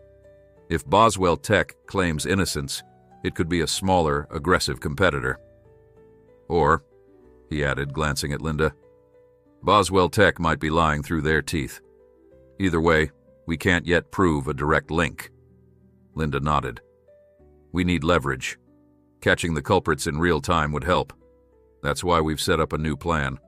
We'll create a rotating stakeout along the known hotspots. The moment we see them installing sensors, we move in. Detective Carver will coordinate the operation." Reuben's gaze lingered on the red dots marking each intrusion. "They keep hitting farmland that's slightly off the beaten path, where they can vanish into the night." He drummed his fingers on the table. "We'll need better night vision gear, and watchers who know the terrain." Carver shifted, revealing a small grin. "We've brought some. Thermal imaging scopes. Also, we're going to place a few decoy setups, maybe let them see a light on in one part of the farm, so they think we're patrolling there, while we actually hide in another spot." Deputy Rios spoke next, arms crossed. "It's a risk. If these folks are armed, they might not surrender quietly. We need to ensure no volunteers get hurt. I'll station a few deputies strategically, ready to intervene if it goes sideways." They hashed out the particulars for an hour. Reuben's barn might become one staging point. Anna's property would host another. Linda would remain at the co-op with a direct line to each stakeout. If luck held, they'd intercept the intruders before more sensors got planted. As the plan took shape, Reuben's pulse pounded with that old surge of anticipation, a reminder of missions long ago, when strategy decided who walked away victorious. That evening, the operation went into effect. Clouds rolled in overhead, snuffing out moonlight. Perfect cover for criminals, and ironically for those hoping to catch them. Reuben found himself crouched behind a line of hay bales near Anna's orchard, heart thudding in his ears. Detective Carver was in radio contact 100 yards away, hidden behind a stand of oak trees. Another volunteer, Clyde, lay prone near the creek bank with thermal binoculars. Hours ticked by, the silence broken only by distant crickets and the whisper of wind. Midnight came and went. Occasionally, Reuben's radio crackled softly with Linda's voice, checking status. Each time he replied with a terse, "All quiet." Fatigue began to press at him, but he knew better than to relax. Then, near 2 a.m, a muffled curse from Clyde sounded over the channel. "Movement," he hissed. 3 figures far side of the orchard. Reuben tensed. He peered through his night vision scope. Sure enough, faint outlines drifted among the trees. They moved purposefully, pausing here or there as if scanning the ground. Clyde added, voice taut, "They've got a device. Looks like a sensor or some reading equipment." Carver's voice cut in. "We converge in 1 minute. Everyone hold position until I give the signal." Reuben's pulse hammered. He watched the intruders bobbing gently, flashlights dimmed behind red filters to avoid detection. This time, they'd chosen Anna's orchard. Trespassing on her land at dead of night, likely to place more instruments. The brazen audacity fueled his resolve. Holding his breath, Reuben awaited Carver's go-ahead. Then came the whisper, "Move in." Reuben rose from behind the hay bales, shotgun slung over his shoulder, barrel angled safely downward. He made a beeline for the shadowy figures, staying low. Carver and Rios materialized from the opposite side, flashlights snapping on. "Freeze! Sheriff's Department!" Carver shouted. Pandemonium erupted. The 3 intruders spun around, one dropping a metal rod clutched in his hand. Another bolted between the trees, Deputy Rios in pursuit. Reuben cut off the path of the third man, leveling his shotgun and barking, "Stop right there!" The man hesitated, then foolishly tried to rush past. A quick pivot from Reuben sent him stumbling into the orchard mud. Carver tackled the first intruder, wrestling him to the ground. In the confusion, the intruder who'd run from Rios tripped over exposed roots. She tackled him with a swift maneuver, pinning him face first in the dirt, cursing him to stay still. Flashlights revealed a chaotic scene. Orchard rows, scattered equipment, 3 subdued suspects groaning under the deputy's firm hands. Heart pounding, Reuben let out a long breath, scanning for any sign of others.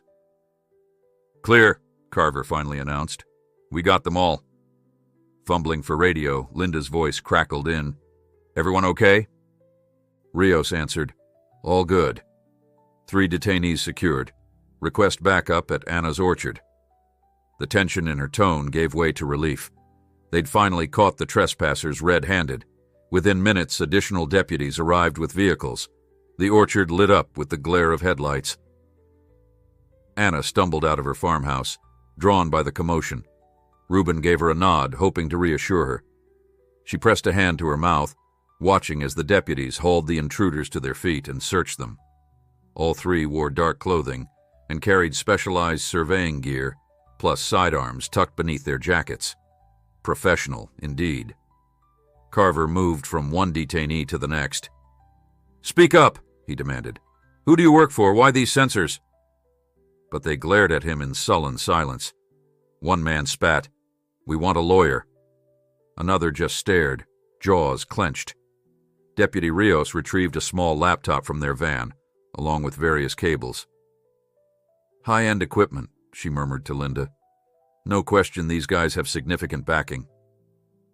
Linda nodded, exchanging a grim look with Reuben. Soon the deputies drove the detainees off to the substation for booking. Detective Carver followed, promising to make them sweat until they revealed their employer. Anna sagged against Reuben, relief and shock mingling on her face. "We finally caught them," she breathed. "Does this mean it's over?"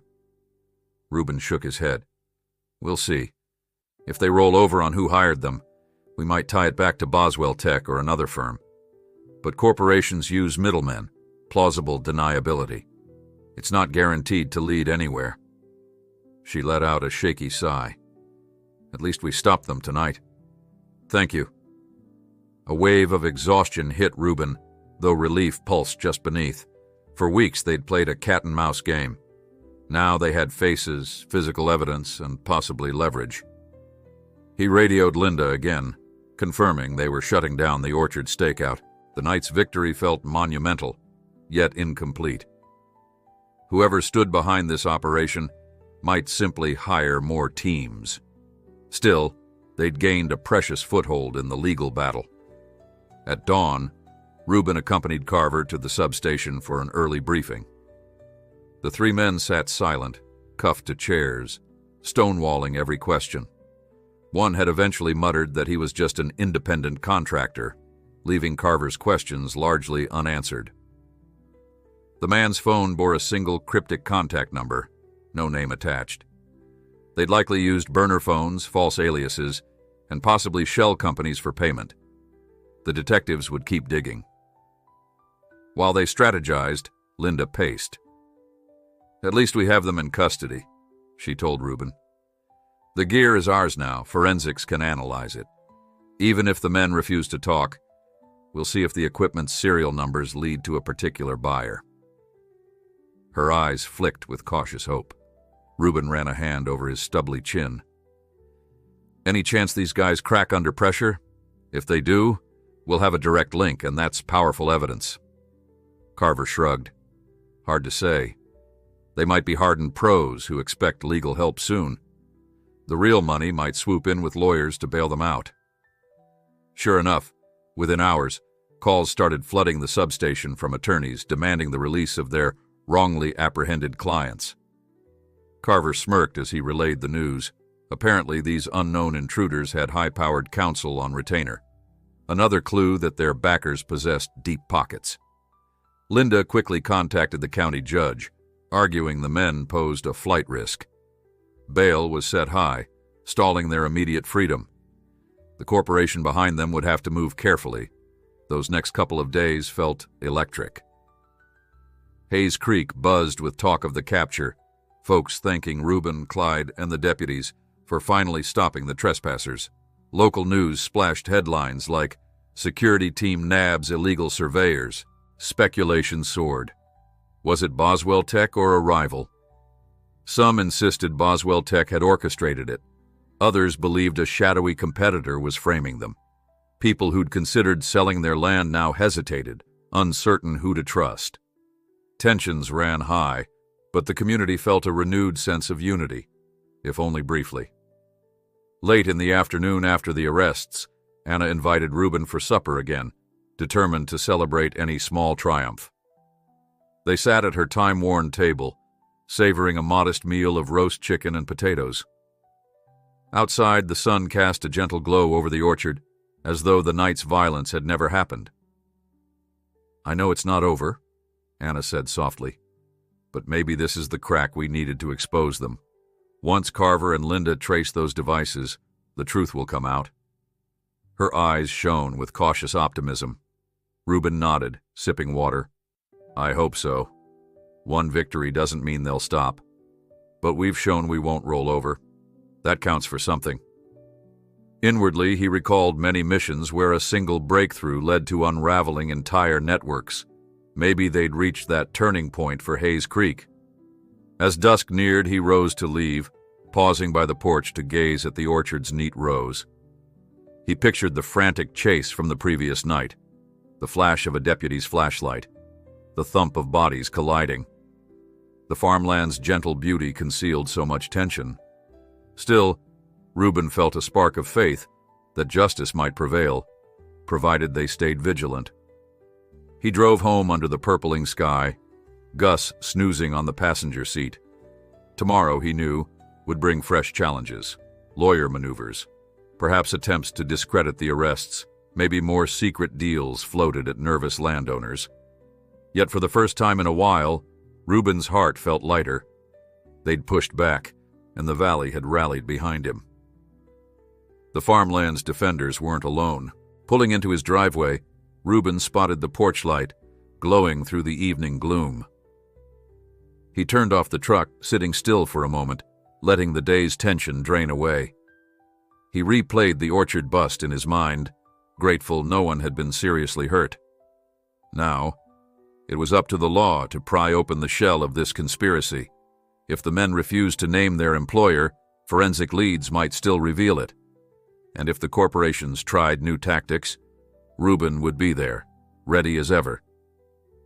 He stepped out, the gravel crunching underfoot, while crickets sang in the tall grass. Gus leapt down and trotted ahead, tail wagging. Pausing on the porch steps, Reuben inhaled the night air.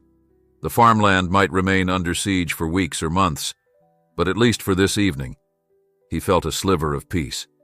In the end, he reminded himself, the land and its people mattered more than any corporation's ambitions.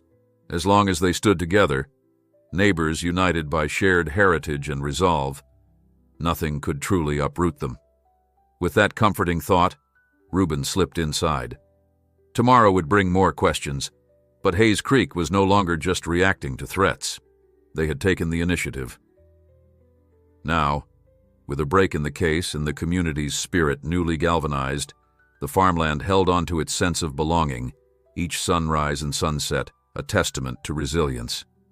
Whatever came next, Reuben would face it with the quiet determination of a farmer and a soldier who'd found his true home worth defending.